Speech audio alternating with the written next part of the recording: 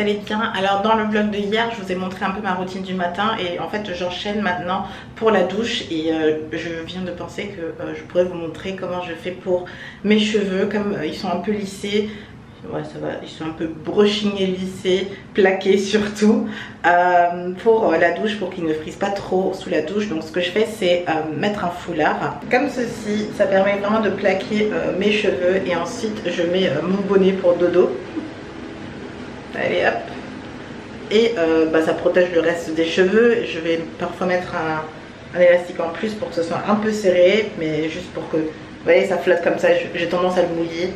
Mais sinon c'est tout ce que je fais, je saute la douche et quand je reviens, tout va bien. Comme Monsieur Coco est parti, c'est moi qui dois arroser les plantes. Elles vont finir par mourir, donc il faut que je m'y mette parce que, oh là là, regardez-moi les pauvres trucs que j'ai oublié hier déjà. Je suis pas du tout du genre à arroser les plantes tout le temps, etc. Donc il faut vraiment que je les fasse. Et on est mercredi, il faut que j'arrose la petite orchidée aussi.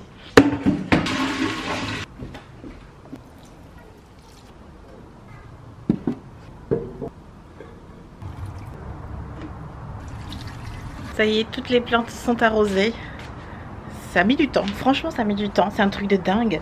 Mais en même temps c'est un truc trop cool et je comprends pourquoi Monsieur Coco le fait tout le temps. Par exemple ici, je sais pas trop si vous arrivez à voir.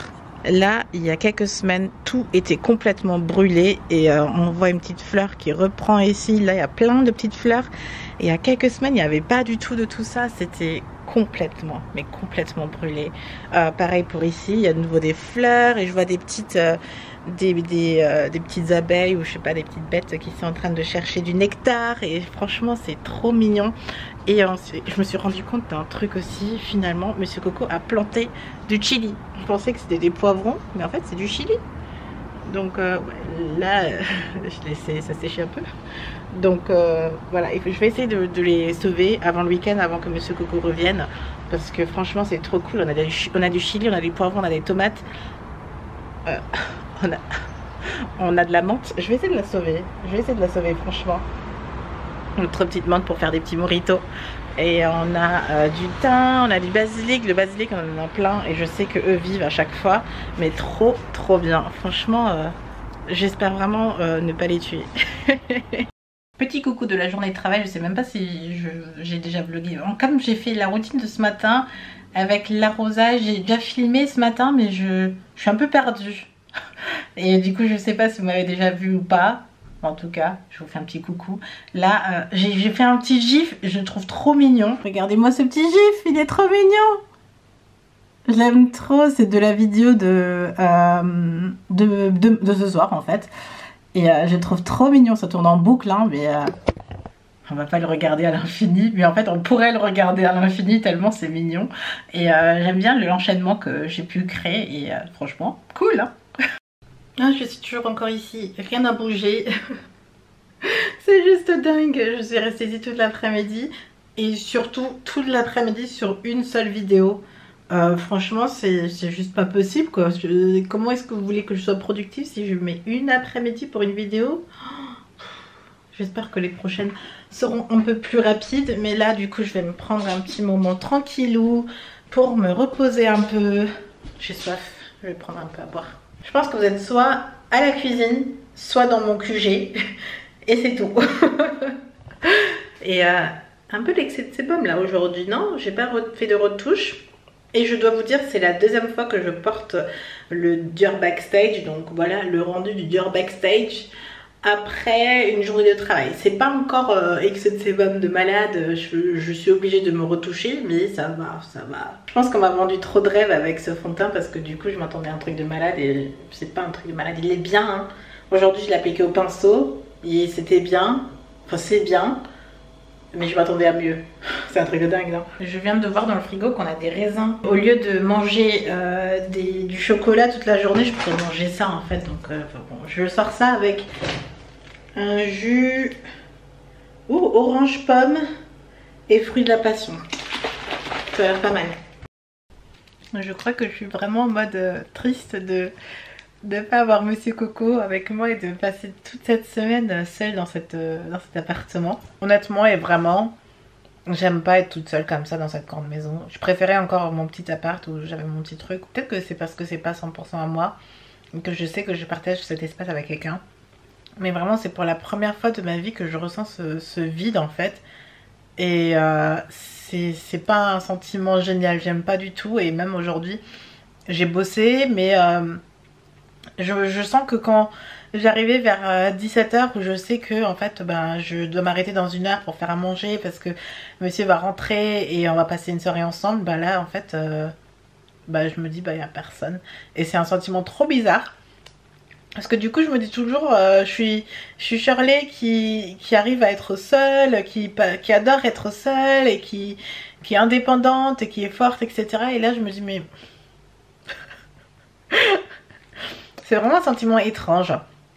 Mais à la fois je me dis c'est peut-être un bon sentiment, peut-être que c'est l'amour qui se manifeste. Donc voilà, le restant de la soirée, ben, j'ai passé sur Instagram avec pas mal d'entre vous. Donc j'ai fait une petite FAQ qui était cool à faire. En fait, du coup, j'ai échangé pas mal aussi dans les messages directs. Donc ça m'a fait passer du temps en fait pour échanger. Et ensuite j'ai été au téléphone ben, justement avec Monsieur Coco, avec ma maman aussi. Et voilà quoi. Donc après, j'étais seule et j'ai glandé devant l'ordinateur. Et j'ai mangé du chocolat. Je suis toujours consciente que tout ne peut pas être positif, mais que je ne peux pas être heureuse, etc. tout le temps, et que tout peut être rose à chaque fois, c'est normal, c'est la vie. Mais des situations comme ça, j'aime bien en prendre conscience et dire ok, c'est comme ça que tu te ressens Shirley, le pourquoi du comment pour que je comprenne moi-même et pour que je puisse dealer avec. Et en fait, je me laisse rarement en fait submerger par l'émotion et être sous l'émotion. En fait, je préfère être au-dessus de l'émotion. Je dis ok, émotion, je sais que tu es comme ça. Je sais que maintenant tu te sens mal et que t'as pas envie de faire quoi que ce soit. Ok, je t'ai laissé une petite journée en mode au bas. Mais maintenant, il faut se reprendre en main, il faut qu'on bosse, sinon bah, on peut pas partir en vacances, sinon quand monsieur reviendra, tu es obligé de bosser, tu as envie de passer ton temps avec, donc voilà, on se reprend en main. Donc c'est des genres de choses que je me dis dans ma tête pour me remotiver, pour regagner mon focus tout simplement. Donc et je le partage en fait directement avec vous aujourd'hui, là c'est le genre de truc que je ferai maintenant toute seule, mais bon, j'avais la caméra allumée, donc je le partage avec vous. Voilà comment j'essaie de me contrôler, d'avoir le contrôle sur ma vie en fait et sur mes émotions, parce que notre vie est dirigée par plus ou moins nos émotions, enfin on peut dire ça comme ça, parce que tout ce qu'on fait c'est en fonction de nos émotions. Si je mange ce chocolat, c'est parce que je me sens seule et que l'émotion solitude est très forte. Donc je mange du chocolat. Souvent j'essaie de comprendre pourquoi je réagis pour certaines choses, et c'est les émotions la majorité du temps. Comme je suis déjà démaquillée, comme je suis déjà presque prête pour aller dormir, je vais finir le vlog avec la question du jour. J'ai pas pu lire tous les retours, j'ai lu un qui disait oui avec un homme mais pas trop jeune. D'ailleurs merci beaucoup d'aimer le look que j'avais fait avec les clips. Moi aussi j'ai bien aimé ce look là, et en plus ça a été fait en 20 minutes. Je savais pas comment me coiffer pour ma vidéo, j'ai mis allez les clips. Ouh, alors le fait de ne pas sortir avec quelqu'un de plus jeune parce que ça va rappeler le petit frère, très clairement. J'ai ça aussi parce que mes frères, on a une sacrée différence d'âge avec Alain. Il me semble qu'on a 7 ans de décalage, donc 7 ans c'est énorme. Donc quand je me dis que quelqu'un a le même âge que mon frère, c'est tellement bizarre. Et il y a une qui a aussi un âge limite, donc 5 ans. Ça c'est bien de se fixer sur genre sa limite. Ah oui, et surtout si les désirs sont communs, parce que l'exemple de la nana de 23 avec un homme de 50, lui il ne veut plus d'enfants, elle n'en veut pas du tout, donc ce truc là est réglé en fait. Donc ouais, c'est super important, et je pense que dans mon retour, c'est exactement ça en fait, il faut être conscient de ce que ça implique en fait, et c'est pour ça personnellement je ne pourrais pas forcément être avec quelqu'un de plus jeune, parce que quand une personne est plus jeune, elle a encore tellement de choses à découvrir, et je me vois en arrière, j'ai fait pas mal d'erreurs dans ma jeunesse, alors que je me considère comme étant quelqu'un d'assez mature, hein. Mais il y a des choses on ne peut pas savoir, et il faut passer par l'expérience pour le savoir, et on peut pas le prévenir en amont. Et même si je devais retourner en arrière, j'aimerais pas que quelqu'un me fasse sauter des années en avant sans avoir à vivre les choses. Vous voyez ce que je veux dire?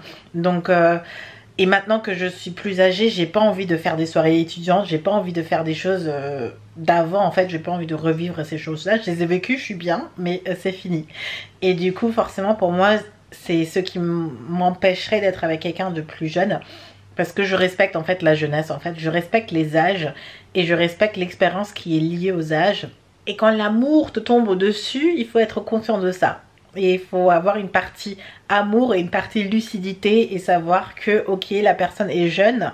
Donc, il y aura probablement ça, des questionnements professionnels, si elle veut bouger la personne. C'est ce qui est arrivé avec mon copain à l'époque. Hein, une des raisons pourquoi je suis venue à Francfort. Lui était plus âgé que moi. Et moi, je voulais absolument faire d'autres expériences, aller à l'étranger, ne pas être dans cette petite ville et commencer à créer une famille, c'était pas du tout à quoi j'aspirais en fait. Et forcément, même si on s'aimait énormément, bah, c'est ce qui a cassé le couple en fait. Donc c'est des petits critères à prendre en compte franchement. Et pareil, pour une personne qui est plus âgée, c'est la même chose mais en sens inverse. Ça veut dire que cette personne aura vécu déjà pas mal de choses et ne voudra pas vivre la même chose que moi. Du coup c'est à voir avec chacun, mais c'est vachement à prendre en compte d'après moi. Et c'est une des raisons pourquoi peut-être avec Monsieur Coco on est bien.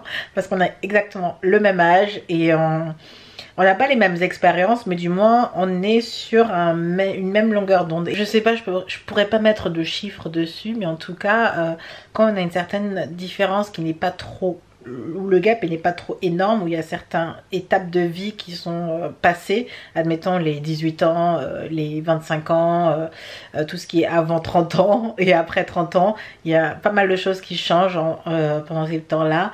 Donc voilà, je sais pas, c'est à prendre en compte, mais après c'est l'amour aussi, il faut laisser aussi faire confiance à l'amour, il faut prendre ces deux trucs en compte en fait. Il y a une partie amour qui fait qu'on cède, ou on fait les choses, où on est prêt, on accepte, on est amoureux et voilà. Et la partie lucidité où, bah, un peu ce que je disais avec le mariage, hein, il y a l'amour et il y a la partie pratique aussi. Donc voilà comment moi je me positionne là-dessus en fait. Et je sais pas, c'est assez compliqué. Et chacun fait finalement comme il veut. Hein, donc voilà. Et ben, je crois qu'on a fait le tour des... Oh, on a fait le tour des questions.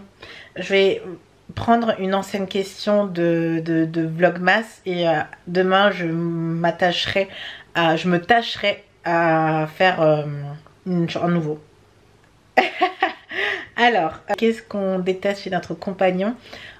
Si vous êtes célibataire, qu'est-ce que vous détesterez chez un homme que vous n'accepterez pas du tout? Je sais pas du tout si on a fait cette question, mais je la trouve marrante. Et surtout maintenant que moi on vit ensemble, je crois que j'ai du thé à faire renverser, comme les disent les Américains ou les Anglais. Ok, bah ok, c'est pas mal. Qu'est-ce qu'on déteste chez notre compagnon ou chez un mec, qu'est-ce qu'on ne supporterait pas du tout? Je suis contente de finir cette journée, d'attaquer une nouvelle journée en tout cas. Gros bisous, à demain. Mouah, bye.